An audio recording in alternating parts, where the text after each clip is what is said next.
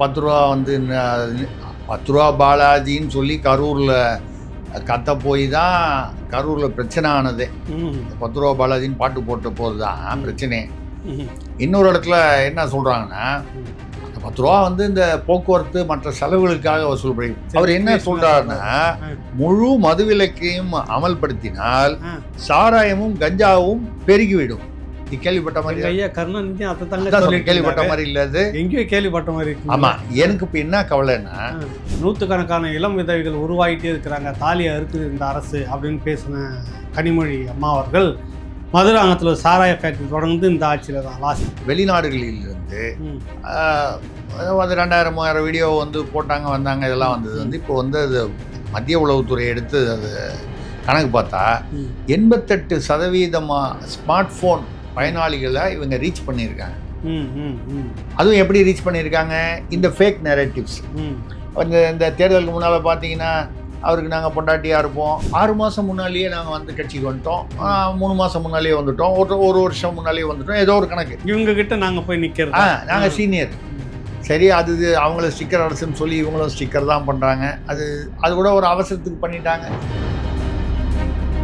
அதாவது திமுக ஆட்சியில் இருக்கும்போது மெசேஜ் அறநிலையத்துறையில் சரிங்க HRNCயில் கோயில் இது அதில் ஒரு 3000 கிலோ தங்கம், அதுக்கப்புறம் வைர நகைகள்லாம் வந்து தணிக்கைக்கே கணக்கிலேயே 3000 கிலோ, அதாங்க 3 டன்னு இல்லை 3000 கிலோ எப்படி வேணா வச்சுங்க.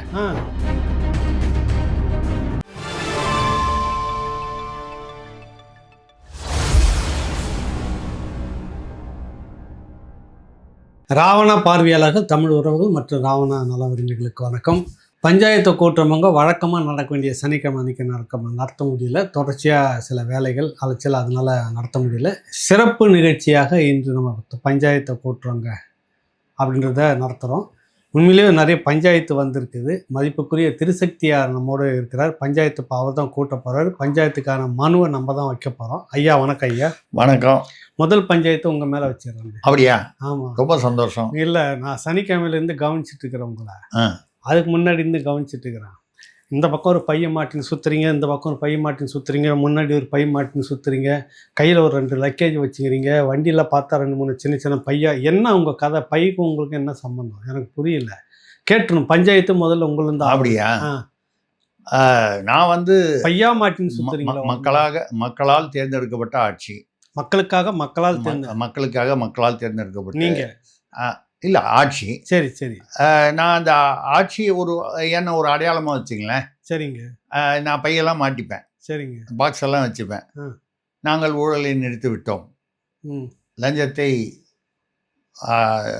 முடியாச்சு, அந்த கதவெல்லாம் முடியாச்சு, அங்கே முடியாச்சு, CMDL முடியாச்சு, அப்புறம் டாஸ்மாகில் 10 ரூபா முடியாச்சு. ஒரு பக்கம் 10 ரூபா வந்து 10 ரூபா பாலாஜின்னு சொல்லி கரூரில் கத்த போய் தான் கரூரில் பிரச்சனை ஆனதே. இந்த 10 ரூபா பாலாஜின்னு பாட்டு போட்ட போது தான் பிரச்சனை. இப்போ எப்படி பேச ஆரம்பிச்சிட்டாங்கன்னா, அது ஒரு பக்கம் வந்து ஒரு அமைச்சர் சொல்கிறாரு, இப்போ நாங்கள் வந்து அதை ஆய்வு பண்ணிகிட்டு இருக்கோம், எங்கெல்லாம் வந்து அந்த குறித்த நேரம் தாண்டி விற்கிறாங்கன்னு காவல்துறையை வச்சு ஆய்வு பண்ணணும். இன்னொரு இடத்துல என்ன சொல்கிறாங்கன்னா, அந்த 10 ரூபா வந்து இந்த போக்குவரத்து மற்ற செலவுகளுக்காக வசூல் பண்ணி. அப்போ செந்தில் பாலாஜி நம்ம வந்து விமர்சனம் தான் பண்ணுறோம், இப்போவும் வந்து விமர்சனம் தான் பண்ணுறோம். தவறு நடந்தால் விமர்சனம் பண்ணுறது தான். யார் ஆட்சியில் இருக்காங்கன்றதை பொறுத்து நம்ம வந்து விமர்சனம் பண்ணதில்லை, என்ன நடக்குதுன்றதை பொறுத்து தான் விமர்சனம். அப்போ நீங்கள் சொல்லும்போது பாட்டெல்லாம் பாடினீங்களே, இப்போ வந்து போக்குவரத்து செலவு அது இதுன்னு ஏன் வந்து சப்பக்கட்டு கட்டுறீங்க? இதில் அவர் டாஸ்மாக் ஒரு அமைச்சர், அவர் பேரு வீல ஆரம்பிக்கும், இருங்க வீல ஆரம்பிக்கும், எனக்கு கூட டக்குன்னு யாருன்னு ஞாபகம் மனசுல பதிய மாட்டேங்குது. இல்ல விக்னேஷுங்களா? ஆமா, ஐயோ விஷ்ணுன்னு சொல்லிட்டீங்க. அவர் அமைச்சர்லாம் இல்லைங்க, அவர் சூப்பர் அமைச்சர். அந்த கதைக்கு வருவோம், நம்ம இருக்குது கதை இருக்கு, அது விஷ்ணு இருக்காரு. அதான் சொல்றேன். என்னன்னா, நான் சரி எல்லாம் வந்து அங்கங்க வந்து வெளியில பேசுறதெல்லாம் நிறுத்திட்டேன்னு சொல்றாங்க. ஆனால் வந்து மணல் கடத்தலுக்கு 20% பேசப்பட்டிருக்குன்னா 20% கமிஷனு இல்லை, எனக்கு காது சரியாக கேட்கல அப்படின்னு பேசுகிறாங்க. 20% கமிஷன் மணல் கடத்தலாம். தெரியுது. உடம்பெல்லாம் பையை ஏன் மாட்டின்னு சுத்துறீங்க? ஆமா, வண்டியில இந்த ஏன் கமிஷன் கட்டிக்கிட்டு நான் என்ன நினைக்கிறேன்னா, அவங்களுக்கு வந்து ஒரு கால் கமிஷன் அதிகமா எக்ஸஸா வந்து எங்க வைக்கணும்னு இடம் தெரியாம இருந்தா உங்களை பயன்படுத்திக்கலாம். இந்த பையெல்லாம் பயன்படுத்திக்கலாம். அதுக்காக நீங்க காயமே இது பொய்யடா, காற்றடைத்த பையடா. சரி, நம்ம காற்று வச்சுதான் அடைக்கணுமா பைய? சரி. காசு ஆத்து மணல் சொல்றீங்கல்ல, அவரு அமைச்சர் ஒருத்தர் அவர் சொல்லியிருக்காரு. ஒரு உயர்ந்த மனிதர் அவர் சொல்லியிருக்காரு. அமைச்சர்கள்ல உயர்ந்த மனிதர் அவர் சொல்லியிருக்காரு, மணல் கடத்தலே தமிழ்நாட்டுல நின்னு போச்சு. மணல் இல்லையா, மணல் கடத்தல் இல்லையா? அதே எனக்கு ஒரு டவுட்டு. ஒண்ணு, ஏற்கனவே திமுக ஆட்சியில மணல் எல்லாத்தையுமே அமுச்சிட்டாங்க. சரி, இப்ப மணலே இல்லையா? இனிமேல் வந்து தமிழ்நாட்டு மக்கள் மணலே இல்லைன்னா மணல் இருக்கணும். அது மணல் வந்து கள்ள கடத்தலா திருட்டுத்தனமா எடுத்துட்டு போறதுதான் தப்பே தவிர மணலே இல்லாம இருக்கக்கூடாது. இல்லைன்னு சொல்றாங்களே, இப்ப வேற வந்து செய்தி வருதே, அது எவ்வளவு தூரம் உண்மைன்னு நமக்கு தெரியல. 20% கமிஷன் அப்படின்னு. அப்படியா இருந்தா அது இங்கெல்லாம் செய்ய மாட்டாங்க.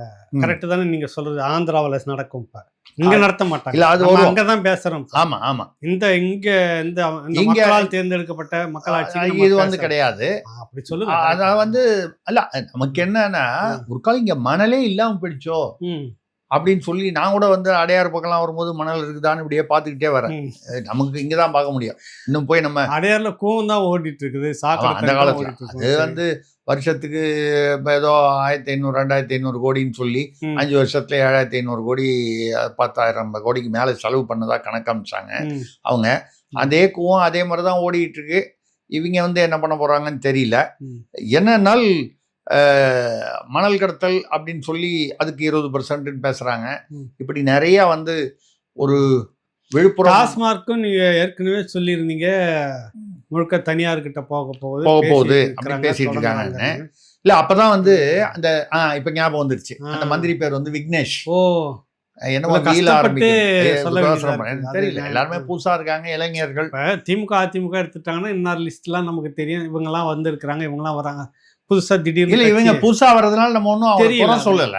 நம்ம இன்னும் முகம் நமக்கு பரிச்சயம் ஆகல. யார் எந்த துறை ஆமா, அவங்களுக்கே தெரியல. ஒருத்தர் சொல்றாரு, என்னை சுகாதாரத்துறையினுடைய அமைச்சராக நியமிச்ச மாண்புமிகு முதலமைச்சர் ஜோசப் விஜய் அவர்களுக்கு தெரியாதான், அவரே சொல்லிக்கிறாரு. 2 முறை சொல்லிட்டு வந்து பத்திரிகையாளர் சொல்றாங்க, இல்லைங்க நீங்க சுற்றுப்புற சூழல் அமைச்சர் இல்ல, ஏதோ சூழ ஆரம்பிக்கும் தெரியுது அவருக்கு. நல்ல வேலை. சரி, ரைட்டு. இல்லங்க சொல்றாரு. பட் அவங்க தப்பா சொல்றதுல புதுசு, அவங்களும் புதுசு. மக்களுக்கும் வந்து அந்த அவர்கள் பழகாத முகங்கள், பரிச்சயம் இல்லாத முகங்கள். அவர் என்ன சொல்றாருன்னா, முழு மதுவிலக்கையும் அமல்படுத்தினால் சாராயமும் கஞ்சாவும் பெருகிவிடும்.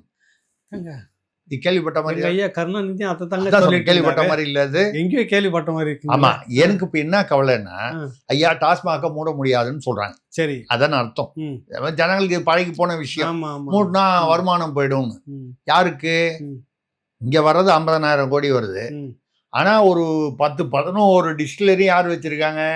இந்த திமுக கும்பல் தான் வச்சிருக்காங்க. அவங்களுக்கு 7 லட்சத்துல இருந்து வருஷத்துக்கு 10 லட்சம் கோடி வரைக்கும் லாபம் வருது வருஷத்துக்கு. ஆமா, அப்போ வந்து என்ன பண்ணாங்க, கவர்மெண்ட்டுக்கு மொத்தமே சேர்ந்து வெறும் 50,000 வருது. 50,000 கோடி, 50,000 கோடி, 1/2 லட்சம் கோடி இதான் வருது. அங்க ஒரு 10 லட்சம் கோடி வருது. ஒருத்தருக்கும் தனியா போகுது. அல்ல, 10 லட்சம் கோடி மொத்தமா சொல்றேன். ஒருத்தருக்கு 1 லட்சம் கோடி, ஒருத்தருக்கு 1.5 லட்சம், ஒருத்தருக்கு இப்படி வருது. இந்த மொத்தம் 12ல் 1 அந்த அதிமுக மிடாஸ், அதிமுக கூட சொல்ல முடியாது, அவங்களுடைய சின்னம்மா அவங்களுது. அதை விட்டுட்டு பாக்கி எல்லாமே இவங்களுக்கு தான். கூடுதலாக ஒரு சேர்ப்பு தகவல், கடந்த முறை வந்துட்டு இந்த சாராயத்தில் விதவைகள் தமிழ்நாட்டில் அதிகமாக ஆயிட்டு இருக்கிறாங்க. இளம் விதவைகள் 100கணக்கான இளம் விதவைகள் உருவாகிட்டே இருக்கிறாங்க, தாலியா இருக்குது இந்த அரசு அப்படின்னு பேசின கனிமொழி அம்மா அவர்கள் மதுராங்கத்தில் சாராய ஃபேக்டரி தொடர்ந்து இந்த ஆட்சியில் தான் லாஸ்ட் தெரியும். ஆரூர் ஆன் ஷுகர்ஸ். ஆமாம், திருவாரூர். அப்படியே சொல்லிட்டு அதிகாரத்துக்கு 21ல் வந்த உடனே அவங்களே தாலியா இருக்க ஆரம்பிச்சுட்டாங்க. சரி, இப்ப ஒட்டுமொத்தமா இவங்க என்ன பண்ண? எனக்கு இப்ப என்ன கவலையா இருக்குன்னா, இந்த அங்க வந்து நீங்க இந்த இது 50,000 கோடியை வந்து நம்ம மிஸ் பண்ண முடியாது. இந்த வருமானம் குறைஞ்சு போச்சுன்னா தமிழ்நாட்டு மக்களுக்கு வந்து தவிச்சிருவாங்க தவிச்சிருவாங்க, பொருளாதாரம் அஃபெக்ட் ஆகிடும்னு கவலைப்படுறீங்களா? இல்லை, அந்த 11 பேருக்கு 10 லட்சம் கோடி போகாமல் போயிடும். அதை சாராய கடையை மூடிட்டு அவங்களுக்கு போகாதில்ல, டிஸ்டிலரிலாம் மூடணும்ல, அதுக்காக கவலைப்படுறீங்களா? அவன் என்ன கள்ளச்சாராயம் குடிப்பான், மாண்டியே போட்டானா கவர்மெண்ட் பணத்தை எடுத்து கொடுக்கும். சரி, இது ஒண்ணு. அடுத்தது சாராயமும் கஞ்சாவும் பெருகிவிடும் இது சாராயத்தை நிறுத்தின இப்படின்ற ஒரு கொள்கையை வச்சுக்கிட்டு போனீங்கன்னா கள்ளச்சாராயமும் கஞ்சாவும் பெருகிடும். அதனால நாங்க நிறுத்துற மாதிரி இல்லைன்னு சொல்றாரு. அப்ப இது போற போக்குல கொஞ்ச நாள் பொறுத்து இந்த கஞ்சா எப்படி சாராயம் வந்து நீங்க வந்து நிறுத்தினீங்கன்னா கள்ள சாராயம் வந்துடும். சரிங்க. அப்ப கஞ்சாவை வந்து நீங்க நிறுத்தணும்னா என்ன செய்யணும்? போதை மருந்து அதிகமா இல்லைங்க, அதுக்கு போதை மருந்து ரேஷன் கடையில ஒரு ஆளுக்கு இவ்வளவு கஞ்சா, ஒரு ஆளுக்கு இவ்வளவு போதை மருந்து அப்படின்னு நம்ம ஒரு சிஸ்டம் கொண்டு வந்துட்டோம்னு வைங்க. அப்ப அதுக்கு ஒரு காரணம் சொல்லு, இதே காரணம் சொல்லிக்கலாம் இல்லைங்க. நம்ம கஞ்சாலாம் வந்து கொடுக்கலன்னா கள்ள கஞ்சா எப்படி சாராய கடையை டாஸ்மாக மூடுனா, மதுக்கடையில மூடுனா கள்ள சாராயம் அதிகமாயிடும். அதே மாதிரி கஞ்சாவை ரேஷன் கடையில கொடுக்கலன்னா கஞ்சா போதை அதிகமாயிடும். இப்ப கஞ்சா போதையை கண்ட்ரோல் பண்ண நிறைய பெண்கள் எங்கள் விஜய் வந்தாருன்னா உடனே சாராய கடை எடுத்து மூடிடுவார், எங்கள் குடும்பம் நல்லா இருக்கும், என் தம்பி போதையில் இருக்கிறான், எங்கள் அப்பா சாராயம் குடிச்சு செத்து போகிறாரு, ரீல்ஸாக போட்டுன்னு இருந்தாங்களே. திமுக அரசு இப்படிலாம் பண்ணி குடும்பத்தை கெடுக்குது, விஜய் வந்தோடனே நிறுத்திடுவார்னு சொன்னாங்களே, அதெல்லாம் என்னங்க? அது நிறுத்துறது மட்டும் இல்லாமல் இந்த உங்களுக்கு வேற மகளிருக்கு திட்டம் வேற ஒரு 2500 ரூபா கொடுக்குறேன்னாரு. 1000 ரூபா தான் கொடுத்துருக்காங்க. அதுக்கப்புறம் அதை மறுசீரமைப்பு செய்வோம்னு சொல்லி கொஞ்சம் காலம் எடுத்துப்போம். அது நியாயம். ஒரு 6 மாசம் நீதி நிலைமைலாம் எப்படி இருக்கு என்ன ஏதுன்னு பார்க்கணும். அதெல்லாம் பார்த்துட்டு காசு இல்லைன்னு கடைசியா சொல்லணும். அது வெள்ளை அறிக்கையெல்லாம் கொடுத்துட்டு அப்புறம் காசு இல்லை, அப்புறம் ஒன்றிய அரசு வஞ்சிச்சு அப்படிலாம் வந்து வழக்கமான அந்த அவங்க தான் ஏற்கனவே டைலாக் எல்லாம் பேசி வச்சுட்டு போயிருக்காங்கல்ல, அப்படியே கட் அண்ட் பேஸ்ட் தானே நம்ம பண்ண வேண்டிய நம்ம வேலை அவ்வளவுதானே இருக்கு. இந்த இப்போ அமைச்சர் வந்து பரிச்சயம் இல்லைன்னு நமக்கு இன்னும் பேர் பழகல தெரியல இல்லையா? இது வந்து வலைதளத்தில் ஒரு விஷயம் வந்துகிட்டு இருக்கு. அது என்ன உண்மையா நடந்ததா இல்லை வந்து சுவாரஸ்யக்காக போட்டாங்களா தெரியல. இப்போ பார்த்தீங்கன்னா சென்னையில் மட்டும் இல்லாமல் பல இடங்களில், குறிப்பாக சென்னையில் எல்லா இடங்களிலும் அந்த மின்வெட்டு ரொம்ப, அதாவது அன்ஷெடியூல்டுன்னு சொல்லுவாங்க, அறிவிக்கப்படாத மின்வெட்டுகள் வருது. சில இடங்கள்ல வந்து அந்த ஹை வோல்டேஜ் திடீர்னு வர்றதுனால இந்த டிரான்ஸ்ஃபார்மருக்கு இந்த ஏசி போன்ற சாதனங்கள்லாம் கூட வெடிச்சது. எல்லா இடத்துலையும் இல்லை, ஒரு சில இடங்கள்ல வெடிச்சிருக்கு. கொளத்தூர்ல முதலமைச்சருடைய கொளத்தூர் தொகுதிக்குள்ள முன்னாள் முதலமைச்சர் ஸ்டாலின் அவருடைய கொளத்தூர் தொகுதியில் நான் இப்போ 20 வருஷமா இருந்துட்டு இருக்கிறோம். ஒரு 15 வருஷமா அவர் சட்டமன்ற உறுப்பினராக இருந்து இப்பதான் இல்லை, தோத்துட்டாரு. அவரை தோற்கடித்தவர் வந்து தாவேக்காவை சார்ந்த ஒரு VS பாபு என்ற தீரர், ஒரு தியாகி. அவர் சுதந்திரத்துக்காக போராடி இருக்காரு. ஆமா ஆமா, அவரை மாதிரிலாம் வந்து அவர் சேகர்பாபு மாதிரியே சுதந்திரத்துக்காக அவரு போராடி இருக்காரு அப்படின்னு சொன்னா புரிஞ்சிடும். பாட்டில்லாம் நீங்க அவர் மாதிரிலாம் வீச முடியாது, புரியுதுல உங்களுக்கு? அதான் சொன்னேன். சரி, அதான் மாவீரர். மாவீரர் செக்கிழுத்த செம்மல் அவர் இப்போ அந்த தொகுதியில் வந்து நான் இப்போ 3 நாளாக வந்து கரண்ட் வந்து மோசமாக 2 மணி நேரம் 3 மணி நேரம் தான் கரண்ட் போயிடுச்சு மின்வெட்டு. என்னன்னா இது போயிடுச்சு அது போயிடுச்சு, அதிகாரிகள் சரியில்லை. அப்புறம் பார்த்தா தண்ணி வீராணம் குழாயிலேருந்து வரும்போது இந்த கத்தி படத்தில் ஏதோ ஒரு படத்தில் உடஞ்சிருவாங்க, போராட்டம் பண்ணுவாங்களா, அந்த மாதிரி ஏதோ உடஞ்சி போயிடுச்சுன்னு சொல்லிட்டு 3 நாள் தண்ணியே இல்லை, தவிச்சு போயிருக்கிறாங்க. எல்லாம் போய் கேட்டாக்கா அங்கே இருக்கிறவங்க திமுக பரிச்சயம் எல்லாமே வார்டு கவுன்சிலர் மெம்பர்னு கேட்டால் விசில் அடிச்சிங்கல்ல, அங்கே போய் கேளுங்க, எங்களை நாங்கள் என்ன எங்ககிட்ட இருக்கிற அதிகாரம் எங்ககிட்ட வந்து கேட்குறேன்னு அவன் கேட்குறது நியாயம்தான். இப்போ விசில் அடித்த கும்பல் ஒன்று கூட காணும். அது மட்டும் இல்லை, இப்போ மாநகராட்சி கூட்டம் அந்த மாத கடைசியில் கூட்டணும். சரிங்க. அவங்க சகோதரி மேயர் பிரியா அவர்கள் அவங்க வந்து வழக்கமாக வந்து கூட்ட சொல்லி அங்கேருந்து ஒருத்தர் ஜாட காமிப்பார், அவங்க கூட்டுவாங்க. அவர் ஜாட காமிக்கிறவரே வந்து ஏதோ ஒரு சொம்புல தலை அடிபட்டு கொஞ்சம் லேசாக நசிக்கினதா நம்ம சொம்பு விழுந்தது, அதனால கொஞ்சம் வெளியில் ரொம்ப தலைகாட்டில் போல இருக்கு, அது தெரியல. அதனால அவங்களுக்கு அந்த அந்த வழிகாட்டுதல் இல்லாததுனால அவங்க வந்து இந்த மாநகராட்சி கூட்டத்தையே கூட்டல. ஏன்னா அது கூட்டணும்னா முதலமைச்சர் பார்த்து அது ஒரு பாரம்பரியமான ஒரு பழக்கம், அவர்கிட்ட ஒரு அனுமதி வாங்கணும். அவர் வேணான்னு சொல்ல போகிறது இல்லை, அது ஒரு ப்ராக்டிஸில் இருக்கு. அவரை இது வரைக்கும் இவங்க வாழ்த்துக்களும் சொல்லலை, போய் பார்க்கவும் இல்லை. மரியாதை நிமித்தமாக மரியாதை சந்திக்கிறது ஒண்ணு நிமித்தமாக இருக்குதுல்ல, பார்க்கலாம். முதலமைச்சர் அப்ப சந்திக்கணும். பாவம் அந்த சகோதரி என்ன பண்ணுவாங்க, அவங்களுக்கு வழக்கமா வந்து மா அப்படி நிமிந்து பாரு, அப்படி சிரி அப்படின்னு ஒருத்தர் அங்க பவுன்சர் மாதிரி பின்னாலேயே வருவாரு. அவர் மேலேயே தப்பு சொல்ல முடியாது, நம்ம ரொம்ப நல்லவங்க அந்த அம்மா. நீங்க மேயர் தானே சொல்றீங்க, அவங்களே தான் வண்டி எடுத்துன்னு கிளம்புனாங்க. ஆனா வண்டி எங்க போய் நிக்குதுனாக்கா அறிவாலயத்தில் தான் நிக்குதா, அங்க சேகர் பாபு அமைச்சர் வீட்டுல தான் நிக்குது. அவங்க என்ன பண்ணுவாங்க, வண்டி அப்படிதான் போகுது. அந்த மாதிரி முதலமைச்சர் போய் பார்க்கணும், மரியாதை நிமித்தமா விஜய் பார்த்துன்னு தான் நினைக்கிறாங்க. முடியல, வண்டி அங்கதான் போய் நிக்குதா, நம்ம என்ன பண்றது? இதுக்காக முதல்வர் அங்கே அறிவாலயத்துக்கு வர சொல்ல முடியுமா நீங்க? சரி, அது நியாயமா இருக்குமா? அது தப்பு இல்லையா? ஆனாலும் வந்து இது ஒரு பக்கம் நடந்துகிட்டு இருக்கு. இப்போ வந்து மின்வெட்டு இந்த மாதிரி நீங்க சொல்றீங்க இல்லையா, அந்த மாதிரி ஏதோ ஒரு பகுதியில மின்வெட்டுன்னு ஒன்று அங்க இருக்கிற அமைச்சர், அதாவது அது மின்துறை அமைச்சர்ல வேற இருந்தா கூட ஒரு அமைச்சர்கிட்ட சொன்னா, ஐயா மின்சாரத்துறை அமைச்சர்கிட்ட நீங்க பேசுங்க.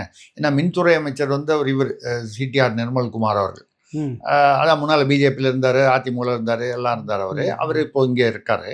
அவரு வந்து அவரு போய் தேடிட்டு போய் எங்க இருக்காருன்னு பார்த்து சொல்ல முடியாதுல்ல. ஏதோ பக்கத்துல இருக்கிற ஒரு அமைச்சர், அவர்கிட்ட சொன்னா அமைச்சருங்கிற முறையில சொல்லுவார், பேசிக்கோங்க அப்படின்னு சொல்லி தான் தொகுதி அமைச்சர்கிட்ட பேசுவாங்க. இன்னும் குறையா இருந்தாலும் அந்த வகையில பேசுவாங்க. என்ன பிரச்சனையா இருந்தாலும் அவங்க தொகுதி அமைச்சர்கிட்ட தான் பேசுவாங்க. அது மாதிரி போய் இவங்க வந்து அந்த ஒரு 25-30 பேர் அந்த ஏரியால வந்து போய் சேர்ந்துட்டு அந்த வீட்டில் போய் அமைச்சர் வீட்டுக்கு முன்னால் போய் போனோன்னே என்ன எல்லாம் கும்பலாக வந்திருக்காங்க அப்படின்னு சொல்லி வந்தோம். அமைச்சரை பார்க்கணும். ஒருத்தர் வெளியில் வந்திருக்காரு, என்ன விஷயம்? அமைச்சரை பார்க்கணும். எதுக்கு பார்க்கணும்? இல்லை எங்கள் எல்லாம் மின்வெட்டு, அவங்க வீட்டில் அந்த ஏசி வெடிச்சிருச்சு, இந்த பிரச்சனையெல்லாம் சொல்லி திடீர்னு வருது, பசங்கள்லாம் ரொம்ப கஷ்டப்படுது. அமைச்சர் வெளியூர் போயிருக்காரு, 2 நாள் 3 நாள் ஆகும் வரத்துக்கு. வந்தால் சொல்கிறோம், நீங்கள் அதுக்கப்புறம் நீங்கள் அது வந்தால் நாங்கள் என்னன்றதை அவருக்கு கன்வே பண்ணிடுறோம், அதுக்குள்ள உங்களுக்கும் பழகிடும் அப்படின்னு சொல்லிட்டு அவர் வந்து ஓ அப்படிங்களா அப்படின்னு சொல்லிட்டு அவர் உள்ளே போயிட்டார் வந்தவர். அப்புறம் இங்கே வாசலில் ஒரு செக்யூரிட்டி இருப்பார்ல, அவர்கிட்ட ஒரு அமைச்சர் வெளியூர் போயிருக்கிறது, அதாவது அமைச்சர் அந்த கூட்டத்துக்கு எங்கேயா ஒரு லீடர் ஒருத்தர் இருப்பார்ல, ஒரு 25 பேர் கும்பலாக வராங்கன்னா அது யாராவது ஒருத்தர் முன்னெடுத்து வருவார்ல, அவர் போய் அந்த செக்யூரிட்டி கிட்ட, ஐயா அமைச்சர் என்னைக்கு ஊர்லேருந்து வராருன்னு கொஞ்சம் சொல்ல முடியுமா அப்படின்னு கேட்டோன்னு அவர் சொன்னார், இப்போ உங்ககிட்ட வந்து பேசிட்டு போனார், அவர் தான் அமைச்சர் அப்படின்னாராம். நொந்து நொடிச்சு போயிட்டாங்களாம். 2 நாள் அது ஓடிட்டு இருக்குது சினிமாவில் ஒரு படத்துல. இது வந்து உண்மையா கற்பனையான்னு தெரியல, இருந்தாலும் சுவாரஸ்யமா இருக்குது. முன்னாள் அமைச்சர் டி ஜெயக்குமார் அதை எடுத்து போட்டிருக்காரு. இந்த மாதிரி, அதாவது தெரியல யாரு நம்ம வந்து அவங்கள குறை சொல்ல முடியாது. மக்களுக்கு இன்னும் அந்த முகமும் அந்த பெயர்களும் வந்து பரிச்சயம் ஆகலை என்பது பரிச்சயம் ஆகுது ஆகல எங்களுக்கு. அது இல்லை, அவங்கவுங்க கடமையை அவங்கவுங்க செஞ்சுட்டா போதும். மின்வெட்டி இவ்வளவு மோசமா இருந்திருக்க கூடாது, தண்ணி பிரச்சனை இவ்வளவு மோசமா இருந்திருக்க கூடாது. அதெல்லாம் அடிப்படை விஷயங்கள். இது வந்து இதுக்கும் இல்ல, இது அதிகாரிகள் தொடர்ச்சியா கண்காணிச்சு செய்துட்டு இருக்க போறாங்க. ஆட்சி இன்னைக்கு வரும் நாளைக்கு போவோங்க ஐயா. இல்ல, அது நம்ம என்ன சொல்றோம்னா, நீங்க இதுவே நீங்க அங்க இருக்கும்போது, அங்கன்னா தேர்தலுக்கு முன்னால போராடினாங்கல்ல, குரல் கொடுத்தாங்க. எவ்வளவு குரல் கொடுத்தீங்க? இந்த பெண்கள் பாதுகாப்பு, இந்த பெண்களால் கொண்டு வரப்பட்ட அரசு அப்படின்னே முதல்வர் சொல்லி தானுங்க ஓட்டு வாங்கணும். நாங்க பெண்களால் பாதுகாப்பு, நாங்கள் வந்தால் ஒன்றும் பெண்களுக்கு உத்தரவாதம் 100%. எங்கள் அண்ணா விஜய் வந்துட்டாருன்னா அப்படியே ஸ்டாப், சினிமாவில் நிறுத்தும்போது அப்படி சொட்டிக்கு போட்டு அப்படியே நிறுத்திடுவார். எங்கள் அண்ணனுக்கு ஒரு ஓட்டு போடுங்க பண்ணோம்ல. சரி, சூலூரில் என்ன நடந்தது? அந்த 10 வயது சிறுமி பாலியல் வன்முறை நடந்தது இல்லையா? அது இதுதான் உங்களுக்கு பிரச்சனை. 2 பேருக்கு நமக்கு இங்கே தான் வருது. என்ன பிரச்சனை? தமிழ்நாட்டிலலாம் அந்த மாதிரி நீங்கள் நினைச்சு கூட பார்க்காதீங்க. பக்கத்து மாநிலத்தில் என்ன நடந்திருக்கு, நீங்கள் சூலூர்னு சொல்றீங்க இல்லைங்க. முதல்ல உங்களுக்கு கர்நாடகாவில் இருக்கிற சூலூர், இங்கே அது இங்கே சூலூர், இங்கே கோயம்புத்தூர் பக்கத்தில் இருக்கிற சூல் அப்படின்னாலே அதுக்கு அர்த்தம் தமிழில் வந்து கர்ப்பப்பைன்னு அர்த்தம். கருப்பை, பெண்ணோட கருப்பை. ஓகே, அது ஊர் பேர், அதை விட்டுருவோம். அதாவது பெண்களை அடையாளப்படுத்துற மாதிரி ஒரு ஊருன்னு கூட வச்சுக்கலாம் நீங்க அந்த பேரை வச்சுக்கிட்டு. அந்த ஊர்ல ஒரு 10 வயது சிறுமி வீட்டு வாசல விளையாடிக்கிட்டு பக்கத்து வீட்டுல இருக்கிறவன் வந்து அது சாக்லேட்டு கொடுத்து கூட்டு போய் அவன் வந்து எங்கேயோ ஒரு எங்கேயோ ஓட பக்கமா எங்கேயோ கூட்டு போய் ஒரு பாலியல் வன்முறை செஞ்சுட்டு அவன் ஃப்ரெண்டு ஒருத்தனும் வந்திருக்கான். அவனும் கூட்டு பாலியலா இல்லை வந்து அவன் அப்புறம் வந்து ஹெல்ப் பண்ணானா தெரியல. அவனும் வந்து இந்த பெண்ணை வந்து அடையாளம் தெரியக்கூடாது. ஏன்னா இது அப்ப அந்த சமயத்துல கத்திருக்கு. 10 வயசு பொண்ணுனாலும் கத்தும்ல, குரல் எழுப்பியிருக்கு. அதுக்காக வந்து பாலியல் வன்முறை செய்து கழுத்தை நெரிச்சு கொண்டுட்டாங்க. ஆனால் முக அடையாளம் தெரியக்கூடாதுன்னு பெரிய பெரிய பாறாங்கல்லை வச்சு முகத்தை வந்து கம்ப்ளீட்டாக நசுக்கி சிதைச்சிருக்காங்க. யாருன்னு தெரியக்கூடாது. தெரிஞ்சால் பக்கத்து வீடுனா டக்குன்னு வந்துடுவாங்கன்னு. இது நடந்தது. வழக்கம் போல இந்த ஆட்சியிலும் காவல் நிலையத்துக்கு பொண்ணு அவங்களுக்கு தெரியாதுல்ல, பொண்ணை முதல்ல வந்து வழக்கம் போல வந்து நீ அப்புறம் வாங்கன்னு சொல்லியிருக்காங்க. ஆனா அதுக்கப்புறம் அது மேட்ரு வெளியாகி அவங்கள பிடிச்சிட்டாங்க. அவளை 24 மணி நேரத்திலேயே என்னமோ கிட்டத்தட்ட அந்த டயத்துல வந்து அந்த கார்த்தின்னு அந்த ஒரு குற்றவாளியும் அவருடைய நண்பர் மோகனனு பேர், அவருக்கு உதவி செஞ்சு இந்த உடலை மறைப்பதற்கு எங்கே புதரில் கொண்டு போய் அந்த முகத்தெல்லாம் நசுக்கி போட்டது இவங்களாம் முடிச்சுட்டாங்க.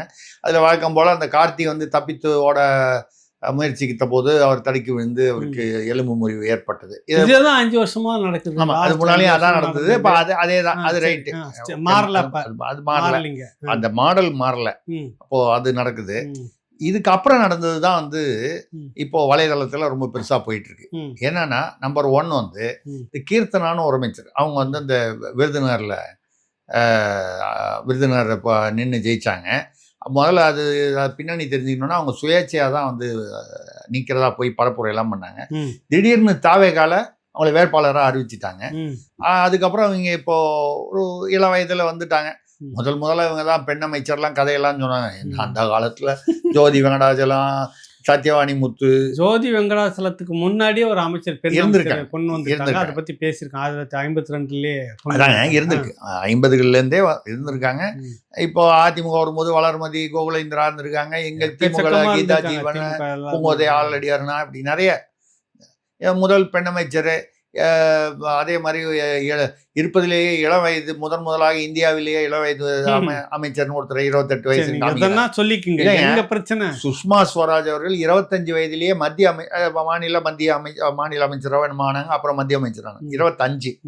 ஸோ இதெல்லாம் வந்து வழக்கமான இந்த ஃபேக் நரேட்டிவ். இப்ப இந்த ஆட்சியை பற்றி சொல்லும் போதே என்ன சொல்றாங்க, உங்களுக்கும் ஃபேக்கா ஐடியில வந்து அடிப்பாங்க. என்ன சொல்றாங்கன்னா, இன்ஸ்டாகிராமு, அப்புறம் இது பேர் என்ன, ஃபேஸ்புக்கு, அதுக்கப்புறம் வாட்ஸ்அப், இது மூலமாக வெளிநாடுகளிலிருந்து அது 2000-3000 வீடியோ வந்து போட்டாங்க வந்தாங்க. இதெல்லாம் வந்தது வந்து இப்போ வந்து அது மத்திய உளவுத்துறை எடுத்து அது கணக்கு பார்த்தா 88% ஸ்மார்ட் போன் பயனாளிகளை இவங்க ரீச் பண்ணியிருக்காங்க. அதுவும் எப்படி ரீச் பண்ணியிருக்காங்க, இந்த ஃபேக் நரேட்டிவ்ஸ். இந்த தேர்தலுக்கு முன்னால் பார்த்தீங்கன்னா, அவருக்கு நாங்கள் பொண்டாட்டியாக இருப்போம், அப்புறம் குழந்தைங்கள்லாம் வந்து நீங்கள் ஓட்டு போடலன்னா நாங்கள் வந்து சாப்பிட மாட்டோம், ஸ்கூலுக்கு போக மாட்டோம், செத்து போயிடுவோம்னு சொன்னது எல்லாம் வந்து அது மூலமாக பண்ணாங்க. அந்த மாதிரி இப்போ அந்த அம்மா தான் கீர்த்தனா, 29-30 வயசுல அமைச்சராக இருக்காங்க, தொழில்துறை அமைச்சராக இருக்காங்க. நம்ம வாழ்த்துறோம், பாராட்டுறோம். இந்த இள வயதில் வந்து அமைச்சராக இருக்காங்க. அவர்களுடைய இதை வந்து திறமையாக செயல்பட வேண்டும் என்று வாழ்த்துவோம். அவங்க கிட்ட போய் கேட்குறாங்க. அவங்க தான் இந்த விருதுநகரில் போய் முதல்ல வந்து அமைச்சரானோன்னா ஒரு அதிகாரிகள் கூட்டத்தை கூப்பிட்றாங்க. அதில் திமுக அந்த மாவட்டத்தில் 3 திமுக எம்எல்ஏ, 3 பேர் தாவேக எம்எல்ஏ, 6 பேரும் வரல. 3 பேர் வந்து அதில் தங்கம் தென்னரசு, அப்புறம் நம்ம ஒரு KKSSR, கடற்கரை ராஜு, 3 பேர் திமுக எம்எல்ஏ. அவங்க வரலன்னா புரிஞ்சுக்க முடியுது, ஆட்சி போயிடுச்சு. இந்த சமயத்தில் போய் அந்த அமைச்சர் கூப்பிட்றாங்க. தாவேகால வந்து செல்வன் ஒருத்தர், கார்த்திக்னு ஒருத்தர், ஜெகதீஸ்வரின்னு ஒரு அம்மா, 3 பேரும் தாவேக எம்எல்ஏ. இவங்க ஏன் வரலன்னா, கடைசி நிமிஷத்துல சுயேட்சையா இருந்த அம்மாவை கூப்பிட்டு தாவேகால வந்து கொடுத்துட்டீங்க, நாங்களும் மந்திரியா வேற கொடுத்துட்டீங்க, நாங்க 6 மாதம் முன்னாலேயே நாங்கள் வந்து கட்சிக்கு வந்துட்டோம், 3 மாதம் முன்னாலேயே வந்துட்டோம், ஒரு வருஷம் முன்னாலேயே வந்துட்டோம், ஏதோ ஒரு கணக்கு. இவங்க கிட்ட நாங்கள் போய் நிற்கிறோம், நாங்கள் சீனியர், ஒரு ஜூனியரை கொடுத்துட்டீங்க, இன்னும் வரல விருதுநகர்ல, அது தனி அந்த இஷ்யூ. இந்த அம்மா கிட்ட போய் கேட்குறாங்க, இது மாதிரி ஒரு பெண் பாலியல் குற்றம் 10 வயது இந்த சூலூரில். நான் அட்மினிஸ்ட்ரேஷனை பற்றி தான் பேசுவேன், பாலிடிக்ஸை பற்றி பேச மாட்டேன். இது பாலிடிக்ஸா? இந்த அம்மாவுக்கு அட்மினிஸ்ட்ரேஷன்னா என்ன? 2வது, ஒரு 10 வயது சிறுமி வந்து பாலியல் வன்முறை மட்டும் இல்லாமல் கொடூரமாக சித்திரவதை செய்து கொல்லப்பட்டிருக்கிறது. இப்போ உடனே பார்த்தீங்கன்னா பின்னாலேயே மறுநாளைக்கு வந்து விழுப்புரத்தில் 11 வயது சிறுமி, விழுப்புரம் மாவட்டத்தில் யாரோ ஒரு 62 வயது முதியவர் வந்து அது பண்ணிட்டாரு. சரி. ரைட். இதெல்லாம் வந்து குற்றங்கள் வந்ததுன்னா வந்து முதல்வர் தான் பொறுப்பு, முதல்வர் அதெல்லாம் எல்லா இடத்துலயும் நடக்கும், எல்லா ஆட்சியிலையும் நடக்கும். தண்டனை வந்து கடுமையா கொடுக்கறப்ப ஒரு அச்சம் இருக்கும் எல்லாருக்கும். அது செய்யல இது வரைக்கும். அதாவது அவர் வந்தால் செய்வார்னு சொன்னாங்க, அதுக்கான அறிகுறியே தெரியல. நான் என்ன சொல்றேன், முதல்வர் கூட வந்து அந்த அந்த பெண், அந்த இறந்து போன பெண்ணுடைய பாட்டிக்கிட்டே அட்டியா ஃபோன் பண்ணி 7 லட்சம் ரூபா நஷ்டஈடு தர்றோம், அதுக்கப்புறம் ஏதோ நாங்கள் வந்து உடனடியாக பிடிச்சிருக்கோம், அவருக்கு விரைவில் தண்டனை வாங்கி தரோம். ஒரு முதல்வர் என்பவர் வந்து எல்லா இடத்துக்கும் போக முடியாது. அதில் உள்ள நியாயத்தையும் நம்ம ஏற்றுக்கிறோம். எல்லா ஊருக்கும் எல்லா இதேதான் ஸ்டாலினும் பேசினாரு. சர்ச்சையாகிறப்ப போன்ல பேசுவார், பார்த்துருக்கீங்களா? ஆமாம், அது பேசினாரு. ரைட்டு. அது நம்ம வந்து நேரம் போகலைன்னா சும்மா விமர்சனம் பண்ண நம்ம விரும்பல. கால அவகாசம் ஒன்று. ரெண்டாவது நேரம் இருக்கணும்ல. இங்கிருந்து அங்கே போனோம் அப்படின்னா, சூலூருக்கு போனோம், கோயம்புத்தூர்கிட்ட அப்படின்னா போயிட்டு வர்றதுக்கான நேரம். அவர் வேற போனால் கும்பல் கூடிடும், பிரச்சனை. நம்ம வீடியோலயே தான் நம்ம வர்றது. ஒரு பெரிய லாண்ட் ஆர்டர் பிரச்சனைக்காக வர்றாரு. அங்க வந்து டிவிகேன்னு கத்தின்னு கோஷம் போட்டு, அது மட்டும் இல்ல, அதுவே ஒரு மறுபடியும் கரூர் மாதிரி வந்துடக்கூடாது இல்ல. ஆமா, சரிங்க. ஒரு விஷயம் துக்கம் விசாரிக்க போய் அங்கேயே பிரச்சனை ஆயிடக்கூடாது. சரி. இந்த மாதிரி வந்து இருக்கும்பொழுது இந்த கீர்த்தனா அமைச்சர் என்ன சொல்றாங்க, அதுவும் ஒரு பொண்ணு அட்மினிஸ்ட்ரேஷனை பத்தி கேளுங்க, பாலிடிக்ஸ் பத்தி கேட்க. இது பாலிடிக்ஸ் பிரச்சனை இல்லைங்க. இது இல்ல இது பாலிடிக்ஸ். சிரிச்சிட்டு அப்புறம் அதுக்கு ஒரு விளக்கம் சொல்றாங்க பாருங்க. நான் சொல்றேன், இது பாலிடிக்ஸா, இது அரசியலா? ஒரு பெண், ஒரு சிறுமி கொடூரமாக இந்த மாதிரி நடந்திருக்கு. நீங்க வழக்கமா செயற்கையா என்ன சொல்லுமோ, எல்லா அமைச்சரும் எந்த ஆட்சியா இருந்தாலும் என்ன சொல்லுவாங்க, விரைவில் முதல்வர் நடவடிக்கை எடுப்பார், எடுத்துக்கொண்டிருக்கிறார், தண்டனை வாங்கி கொடுப்போம். வழக்கமான கேட்குறவங்களும் நிருபரும் வந்து இதைத்தான் வருஷம் இதை தான் கேட்டுருக்கணும். ஒரு சம்பவத்துக்கும் பதிலும் அதான் கொடுப்பாங்க. இவங்க சிரிச்சுக்கிட்டே பதில் சொன்னாங்க. அது ஒரு இதை இப்போ கூட கேட்டிருக்காங்க, இயல்பா சிரிச்சேன், அது ஒரு தப்பான்னு கேட்டிருக்காங்க. இதோட அந்த ஐஜி அவர்கள் இந்த அது என்ன சிங்கப்பெண் அதிரடிப்படை, இந்த சிங்கப்பெண் அதிரடிப்படை என்னன்னு கேட்டீங்கன்னா, முன்னால வந்து ஏற்கனவே அந்த திமுக அதுக்கு முன்னால இருந்த ஆட்சியில அந்த மகளிர் காவல் நிலையம் பெண்களுக்குன்னு ஒரு சிறப்பை செய்யணும், பெண்களுக்காக பாதுகாப்பு கொண்டு வரணும், பெண்கள் மகளிர் காவல் நிலையம் அப்படி கொண்டு வந்த போது இல்ல அப்படி கொண்டு வந்தாங்க இல்லையா. அதை நான் வந்து இந்தோனேஷியாவில் வந்து அங்கே அதிபர் ஜனாதிபதி மேகவதி அவர்களுக்கு கௌரவ ஆலோசகராக இருக்கும்பொழுது இந்த மாதிரி நடந்ததுன்னா அதை வந்து அந்த ஊர் அந்த மொழியில ஒரு நோட் போட்டு, என்னன்னா அவங்களுடைய ஜனாதிபதி மாளிகைக்கு அலுவலகத்துக்கு அடிக்கடி போவேன், எல்லாம் கூப்பிடுவாங்க மீட்டிங்கு. அப்போ இந்த நோட்டை கொடுத்தேன். அப்போ இதை பார்த்துட்டு அவங்க வந்து அங்கே ஒரு ஜகார்த்தா தலைநகரத்தில் ஒரு மகளிர் காவல் நிலையம் ஓப்பன் பண்ணாங்க. எந்த அளவுக்குன்னா அது ஒரு முக்கியத்துவத்துக்காக நான் சொல்கிறேன். அது நடந்தது. அதுக்கப்புறம் அந்த ஆட்சி, இப்போ நம்ம தமிழ்நாட்டில் வந்து ஆட்சிகளில் வரும்போது அந்த பெட்ரோலிங்னு சொல்லி கண்காணிப்பு வண்டிகள் வந்து அது முன்னால் வந்து பிங்க் கலர், அது உங்களுக்கு அந்த கதை உங்களுக்கு தெரியுமா? திமுக ஆட்சியில் வந்து பிங்க் கலர் பஸ்ஸுக்கெல்லாம் முன்னாடி இந்த லிப்ஸ்டிக் மாதிரி அடிச்சு வச்சாங்க, பிங்க் கலர் மட்டும். அது யார் வந்து மகளிருக்கான சிறப்பு இல்ல அந்த கான்ட்ராக்ட் யாருக்கு கொடுத்தாங்கன்னா தமிழ்நாடு. அதுவும் கான்ட்ராக்ட் முன்னாடி மட்டும் முகத்தை மாட்டேன், திமுக ஆட்சின்னு சொல்லிட்டு அப்புறம் கான்ட்ராக்டா கமிஷனான்னு கேட்டுட்டு நீங்க வேற.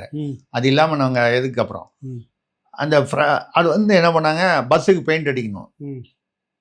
ஒரு முன்னாள் பிரதமர், படுகொலை செய்யப்பட்ட பிரதமர், அவர் பேர்ல இருக்கிற ஒரு திமுக நிர்வாகி அடிக்கடி ஏதாவது சர்ச்சையா பேசி கொஞ்சம் சிக்கல்ல கூட வருவார். அவர் ஸ்போக்ஸ் பர்சனாக இருந்தார். அப்புறம் அவருக்கு பதவி உயர்வுலாம் கொடுத்தாங்க. கொஞ்சம் அசிங்கமாலாம் இந்து மதத்தை பேசினாருன்னு சொல்லி அவருக்கு ப்ரமோஷன்லாம் கொடுத்தாங்க. சிதம்பரம் நடராஜர் ஏன் காலை தூக்குனாருன்னு சொல்லி பேசினாரு, அதுக்காக அவருக்கு ப்ரமோஷன் கொடுத்தாங்க. அவருக்கு தான் அவர்னா என்ன, அவருக்கு வேண்டிய அவருக்கு அவருடைய ஆட்களுக்கு இது கொடுத்தாங்க கான்ட்ராக்ட். ஏன்னா பஸ் ஃபுல்லா பெயிண்ட் அடிக்கணும். அவர் என்ன பண்ணாரு, அவர் தான் அந்த கான்ட்ராக்டரு. முன்னால மட்டும் லிப்ஸ்டிக் பூசின மாதிரி ரோஸ் கலர் அடிச்சுட்டு ஃபுல்லு பஸ்ஸுக்கு பெயிண்ட் அடிச்சா என்ன கான்ட்ராக்ட் அமௌண்ட்டோ அது வாங்கிட்டு போயிட்டாங்க. இது அது திமுகவுடைய வழக்கமான ஸ்டைல். அவங்க விஞ்ஞானபூர்வமா வந்து செய்யறவங்க. இப்ப என்ன பண்ணிட்டாங்க, இங்க சிங்கப்பெண் அதிரடிப்படைன்னு அந்த மாதிரி இந்த பெட்ரோல் வண்டி காவல்துறை வாகனத்துலாம் முன்னால வந்து சிங்கப்பெண் அதிரடிப்படை அப்படின்னு ஒரு ஸ்டிக்கர் ஓட்டிட்டாங்க.